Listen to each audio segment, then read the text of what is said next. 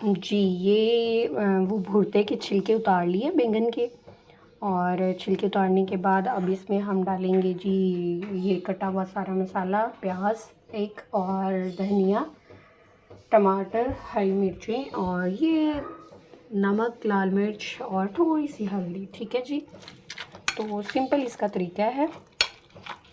इसको हमने ऐसे मैश करना है, ज़्यादा बारीक भी मत करें, बस नॉर्मल इसको मैश करें।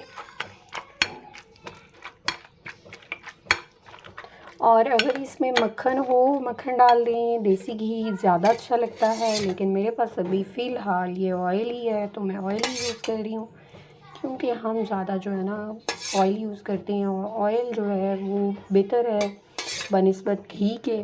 और देसी घी अगर हो तो क्या ही बात है, तो टेस्ट जो है इसका दुबाला हो जाता है जी। और साथ